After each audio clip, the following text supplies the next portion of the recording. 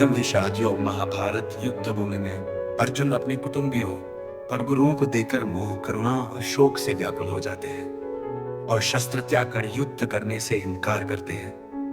यही गीता का आरंभ है।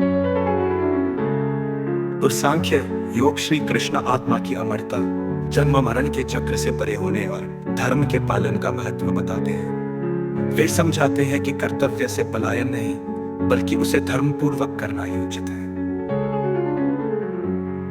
और कर्म योग निष्काम भाव से कर्म करना ही श्रेष्ठ है। फल की इच्छा न रखते हुए केवल अपने धर्म कर्म का पालन करना मनुष्य का परम कर्तव्य है।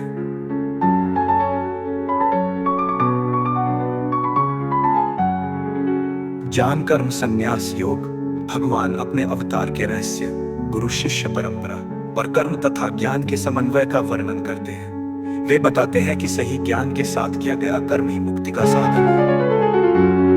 पर कर्म संन्यास योग, संन्यास और कर्मयोग की तुलना की जाती है।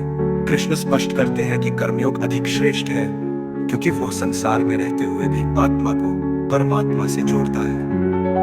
पर ध्यान योग योगी का स्वरूप, उसकी श्रेष्ठता और ध्यान की महिमा का विवेचन। जो योगी परमात्मा में मन लगाकर समभाव से जीता है वही सच्चा योगी है।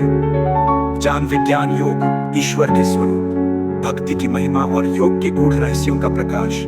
भगवान बताते हैं कि केवल भक्ति योग से ही उन्हें पूर्णतः जाना जा सकता है। और अक्षर ब्रह्म योग मृत्यु समय ईश्वर का स्मरण करने से आत्मा मोक्ष मार्ग प्राप्त करती है। इसमें आत्मा की गति और अक्षर ब्रह्म का ज्ञान बताया गया है।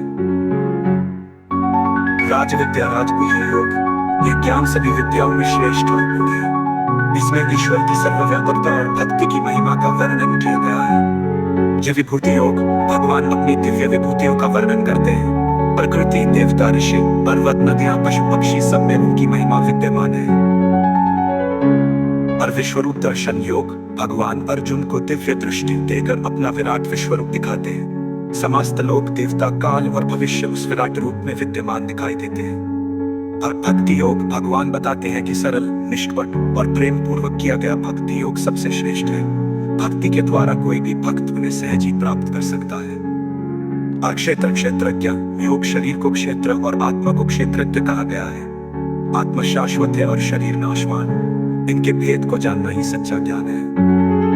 और गुणत्रय विभाग योग, सत्व, रज और तम तीन गुण संपूर्ण प्रकृति में व्याप्त है। जो व्यक्ति इन तीनों गुणों से ऊपर उठकर संतुलित रहता है वही मोक्ष के योग्य होता है। और पुरुषोत्तम योग, भगवान अक्षर जगत अक्षर और पुरुषोत्तम का रहस्य प्रकट करते हैं। देवासुर संपद विभाग योग, देवी गुण और आसुरी गुण कार क्रोध द्वेष का वर्णन। देवी गुण मुक्ति के मार्ग पर ले जाते हैं। श्रद्धा त्रय विभाग, मनुष्य की श्रद्धा उसके स्वभाव और गुणों के अनुसार होती है। सत्व, रज और तम के आधार पर श्रद्धा, आहार, यज्ञ और तप भी भिन्न होते हैं।